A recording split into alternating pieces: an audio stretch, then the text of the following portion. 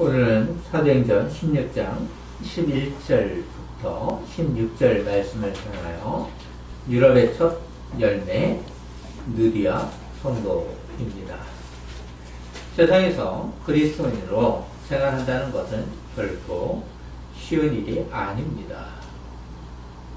하나님의 백성이 되었다는 것은 하나님처럼 거룩해야 하고 진실해야 하기 때문입니다.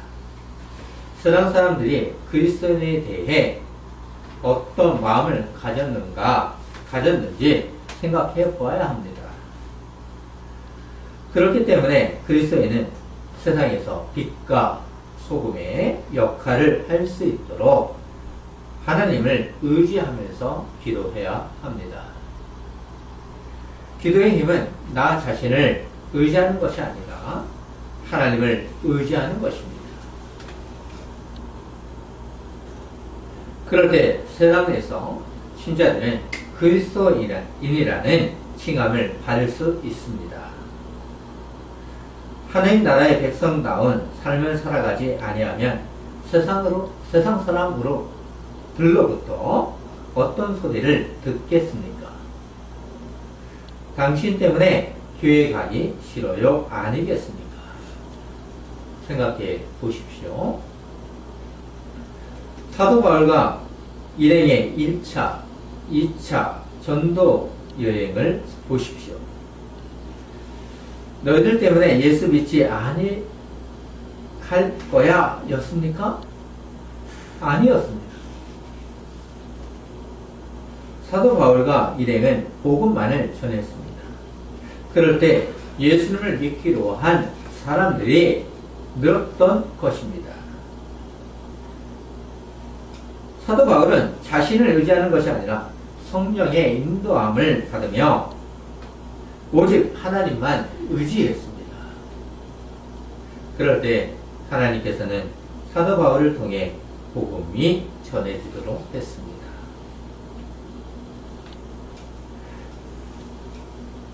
성령의 인도함을 받으며 복음을 전하고 있는 바울에게 나타난 마게도냐인의 환상은 세계 역사의 흐름을 바꾸어 놓았습니다. 이런 말씀을 들으면 그렇지, 저번 주 말씀이 떠올라야 할 것입니다. 복음이 아시아에서 유럽으로 라는 제목도 떠올라야 할 것입니다. 사도 바울은 오늘날의 터키 지역에서 복음을 전하고 있었습니다. 하지만 성령은 아시아에서 전하지 못하도록 하신 것입니다. 그래서 부르기아와 갈라디아 땅으로 다녀갔습니다. 그런 후 무시아로 그리고 비두니아로 가고자 하는 바울에게 예수의 영은 그 지역으로 가는 것을 막았습니다. 그래서 사도 바울은 전도 계획에 대한 수정이 필요했습니다. 사도 바울은 무시아에서 드로아로 내려갔습니다. 성령의 인도는 복음이 아시아에서 유럽으로 전해지도록 하시기 위한 것입니다. 성령은 드로아에서 무엇을 보도록 하셨습니까? 성령은 바울이 환상을 통해 어디로 가야 하는가를 알도록 하신 것입니다. 그 환상은 마게도냐의 환상이었습니다. 환상을 통해 마게도냐로 건너와서 우리를 도우라는 것입니다. 세상 사람들에게는 미신이라고 하겠지만 복음은 아시아에서 유럽으로 건너가게 하심으로 세계의 역사의 흐름을 바꾸어 놓았습니다.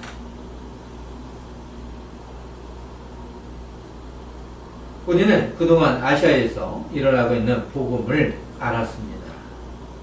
이제는 유럽에서 일어나는 복음을 알 수 있도록 하십니다. 성령은 바울에게 시각적인 것을 동반한 초자연적인 현상을 주심으로 새로운 역사의 흐름으로 인도하시고 온누리의 복음이 전해질 수 있도록 한 것입니다. 환상을 본 바울은 일행들에게 말하므로 그들도 마게도냐로 떠나는 것을 힘을 다하였습니다.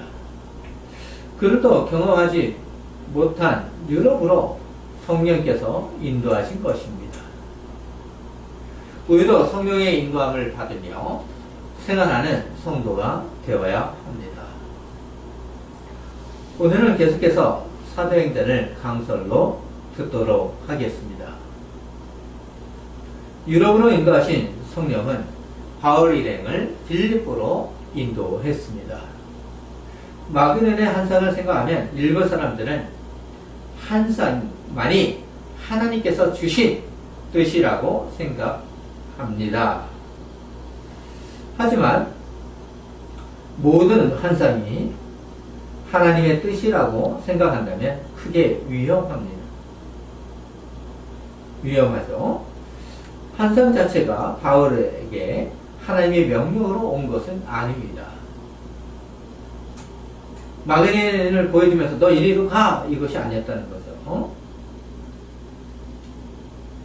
바울은 여러 한상을 통해 하나님의 뜻을 이해할 수 있었습니다. 죄송합니다. 바울은 여러 환경을 통해 하나님의 뜻을 이해할 수 있었습니다. 그러니 자꾸 한상만 보고자 하는 것은 자신을 위협으로 안내하는 것이 될 수 있습니다. 우리는 한상만을 믿는 종교가 아니라 하나님을 믿는 종교입니다. 하나님께서는 한상을 통해 또한 환경에서 그것이 무엇인가를 알도록 하시는 거죠.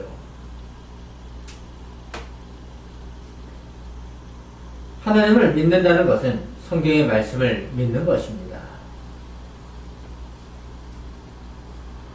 성경의 말씀대로 따라가는 것이 참된 믿음을 소유한 하나님의 백성입니다. 기복주의와 신비주의로 물든 이 세상에서 참된 방향으로 인도함을 받는 성도가 되기를 소망합니다. 참된 방향으로 인도를 하는 것이 바로 성경입니다. 성경의 말씀을 따른다는 것이 신자들의 참된 본분입니다. 바울 일행은 성령의 인도함을 받으며 새로운 선교지인 마게도냐로 이동을 하고 있었습니다. 오늘 본문 11절을 보시면 우리가 드로아에서 배를 떠나 사모드라게로 직행하여 이튿날 네아폴리로 가고 바울 일행은 한상을 통해 논리적인 치료와 판단을 한 후 이동을 한 것입니다. 이 또한 하나님께서 인도하시는 방법이기도 합니다. 하지만 한상이 마치 직접적인 계시로 생각하는 것은 위험합니다. 그렇다면 오늘날에서 한상이 이곳저곳에서 일어나야 합니다.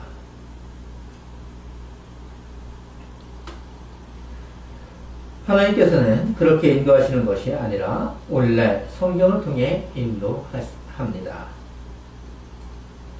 성경은 우리에게 은혜를 주심으로 하나님께서 구원의 길로 인도하십니다. 하여튼 바울은 드로아를 떠나 유럽의 첫 성인 빌립보로 가고 있었습니다. 그 거리는 210km입니다. 남양주에서 대전 거리로 생각하면 될 것 같습니다. 오늘날에는 좋은 배 등이 있지만 그 당시를 생각해 보십시오. 배를 타고 항해하면서 간다는 것은 쉬운 것이 아니었을 것입니다. 배를 타고 가던 중 중간 지점인 사모드라게와 네아폴리로 가 있습니다.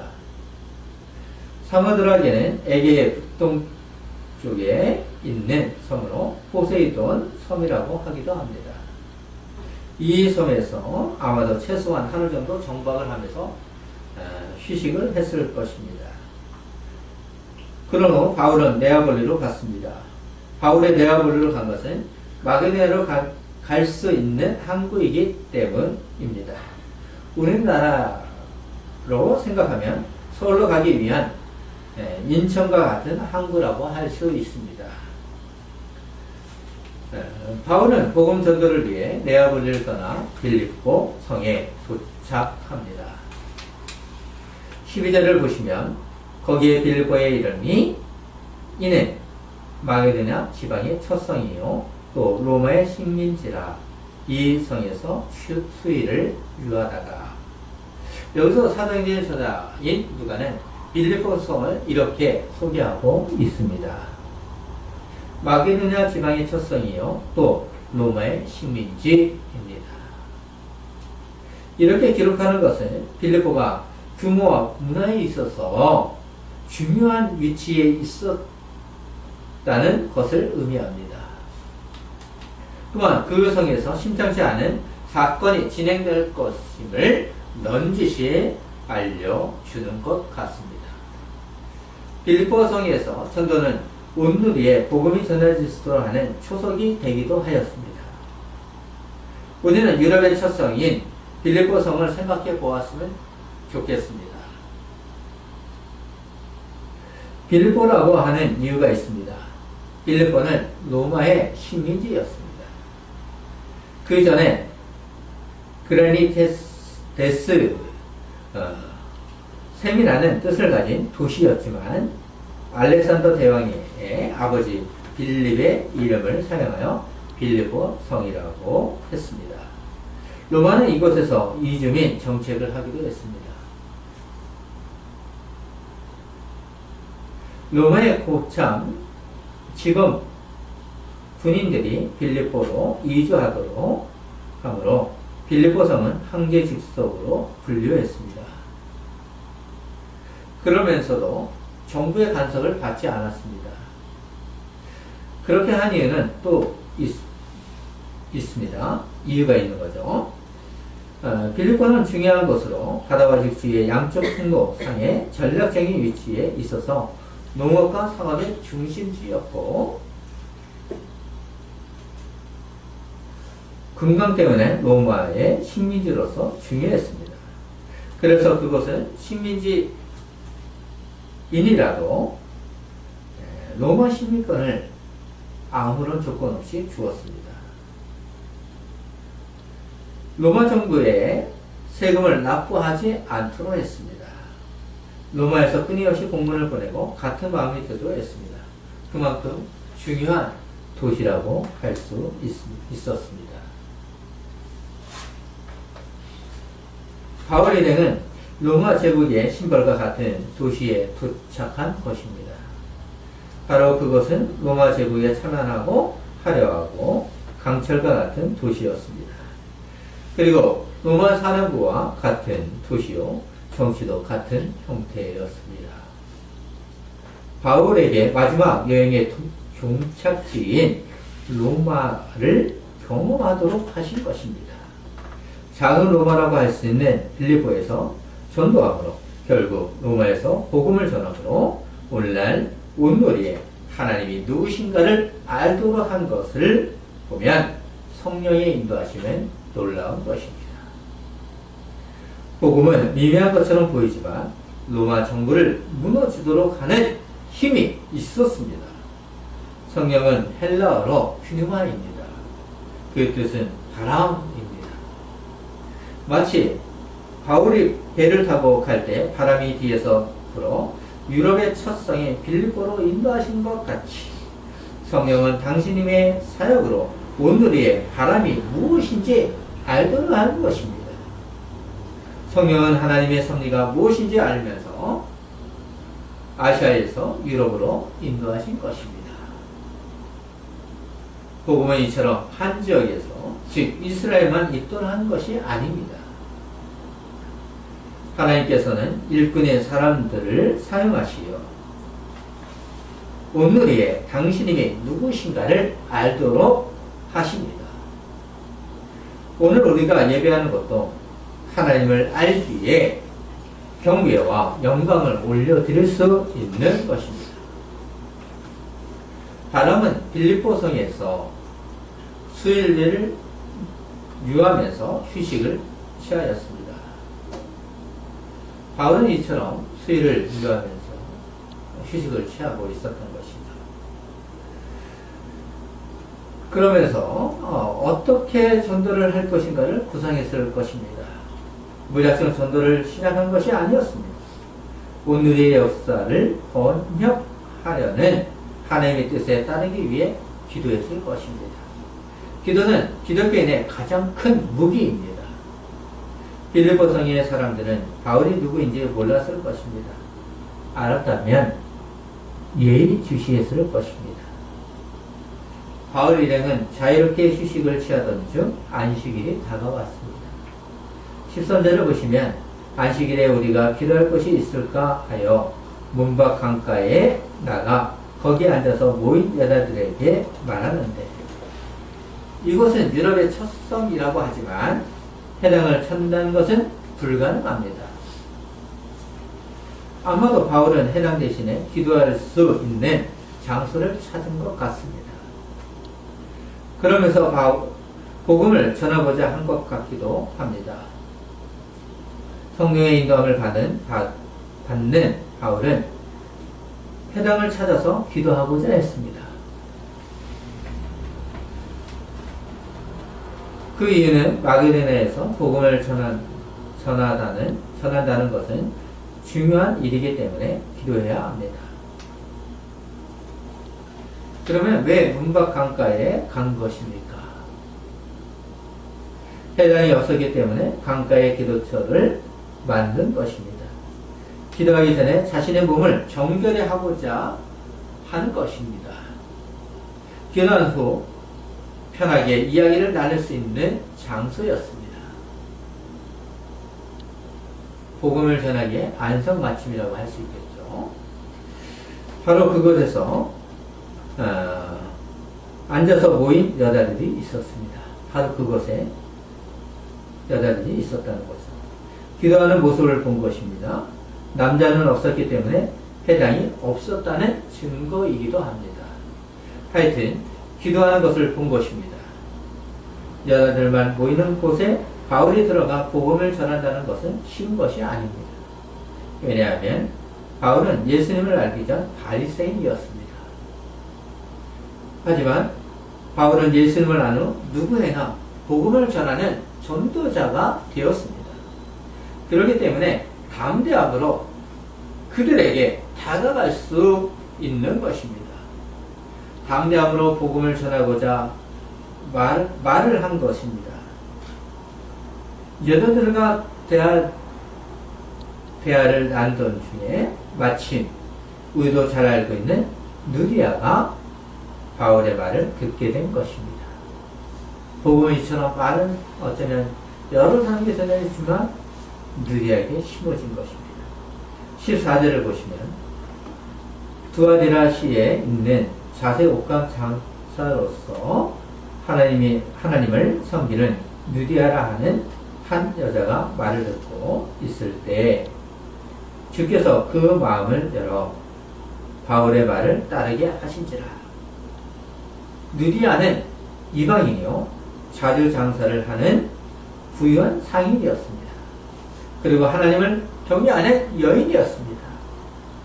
바울의 말을 통해 누디아는 자신의 마음을 열어 귀한 사역자가 된 것입니다. 여기서 우리는 자주 장사가 무엇인가 생각했으면 좋겠습니다.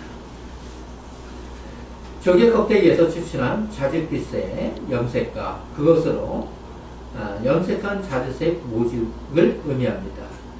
자주색은 고귀한 색으로 여겨졌고 자주색 모직의 가격은 상당히 비싼 편이었기 때문에 자주색 옷을 입은 것만으로도 그 사람의 사회적 신분이 상류 지도층임을 나타내었다고 합니다. 그리고 자주색 염색을 추출한 기술은 독특한 기술이었다고 합니다. 바울이 바리새인처럼 복음을 전했다면 누디아는 이상하게 생각했을 것입니다. 하지만 바울은 하나님께서 자신을 어떻게 변화시켜 주셨는지 이야기하면서 느디아의 마음을 열었을 것입니다. 하나님께서는 사도 바울에게 힘을 실어주고자 느디아를 준비하신 것입니다. 하나님께서는 당신의 백성을 구원하기 위해 사람을 준비하십니다. 여기서 우리가 주의해야 할 것은 사도 바울의 유창한 말솜씨가 아니라 하나님께서 온 누리의 복음이 전해질 수 있도록 느디아를 준비하신 것입니다. 바울의 말을 들을 때에 그녀의 마음을 열어 복음을 받아들이게 하신 분은 하나님이시였습니다. 하나님께서 하신 것이죠. 바울이 한 것처럼 보이지만 바울이 한 것이 아닙니다. 이것을 오해하지 마십시오. 고린도전서 3장 6절과 7절에서 나는 심었고 아볼로는 물을 주었으되 오직 하나님은 자라게 하셨나니 그런즉 심는 이나 물 주는 이는 아무것도 아니로되 오직 자라게 하시는 하나님 뿐이니라는 바울의 고백을 생각하도록 하는 것 같습니다. 바울의 고백이야말로 참된 것이죠. 14절을 보아도 주께서 그 마음을 열어 라고 하십니다. 하나님께서는 느디아의 마음을 열게 하심으로 바울이 전한 복음이 들어가도록 하십니다. 우리가 복음을 전하지만 하나님께서 우리를 통해 일하시는 것입니다. 복음을 들은 느디아를 보십시오. 15절입니다. 그와 그 집이 다 세를 받고 우리에게 청하여 이르되 만일 나를 주 믿는 자로 알거든 내 집에 들어와 유하라 하고 강건하여 머물게 하니라입니다. 빌립이 에디오피아 내시에게 복음을 전한 후 세를 준 것처럼 바울은 느디아에게 그리고 그 집에서 생활하는 자들에게 다 세례를 주었습니다. 다 복음을 믿었다는 것이죠. 그냥 준 것이 아니라는 것이죠. 무조건 준 것이 아니라 참되게 신앙 고백을 하는 가운데 주었을 것입니다. 느디아를 만남으로 사도 바울이 활동을 할 수 있는 거점이 되었습니다. 느디아가 자신의 집에 있으라고 강건하기 때문입니다. 그리고 느디아는 자주 장사를 했기 때문에 돈을 잘 버는 여인이었습니다. 그것을 가지고 하나님 나라를 전하는 바울의 든든한 후원자가 되었습니다. 복음을 전하는 데 있어서 남자든 여자든 누구든지 감당해야 하는 사역입니다. 빌립보 교회는 나중에도 바울에게 여러 차례 재정적 도움을 주었고 또한 훗날 바울이 로마에 감금되어 있을 때 에바프로 디도를 통해 헌금을 보내주기도 하였습니다. 우리는 오늘 말씀을 보면서 바울은 대단하다라고 생각할 것입니다. 하지만 누가는 오늘 본문을 통해 전하고자 하는 것이 있습니다. 누가가 강조하는 것은 이 일을 시작하는 분도 성령이었고 느디아의 마음을 열어 바울의 강서를 청종하게 한 분도 성령이었음을 강조하고 있습니다. 우리도 지금 내가 하는 일이 성령 가운데 일을 하며 복음을 전하는 일을 감당하고 있다고 생각해야 합니다. 구원 계획에는 일정한 순서와 질서가 있습니다. 이를 구원의 경륜이라고 말을 합니다. 하나님께서는 당신의 의도와 목적 아래에 세상을 창조하시고 섭리 가운데 통치하십니다. 인간은 하나님의 무한하신 계획에 결코 관여할 수 없습니다. 바울도 역시 성령의 인도함을 받으면서 하나님의 통치 안에서 일을 하는 것입니다. 하나님의 활동하시면 당신의 백성 안에서 일을 하십니다. 우리 안에서도 당연히 일을 하시죠. 하나님께서는 복음이 전해질 수 있도록 언제나 사람을 준비해 두십니다. 느디아도 이방인이었지만 개종한 여인이었습니다. 바울 일행이 기도처를 구하고자 할 때 하나님께서는 그녀를 만나게 하심으로 복음의 문이 열리도록 한 것입니다. 이방 전도를 하던 바울에게 자신의 집까지 제공하며 빌립보 선교의 선두주자가 되었던 루디아는 개인주의와 이기주의가 팽배한 오늘날의 우리에게 시사하는 바가 크다고 할 수 있습니다. 루디아가 보여준 헌신적 봉사와 적극적인 신앙생활의 자세는 오늘날 교회를 향한 메시지이기도 합니다. 섬김은 우리가 배워야 합니다. 그리고 한 사람의 진실한 변화가 자신뿐만 아니라 그가 속한 공동체도 구원을 받게 하는 놀라운 힘을 가질 수 있습니다. 지팡이 교회도 느디아와 같은 신앙인이 되기를 소망하면서 기도로 마무리하겠습니다.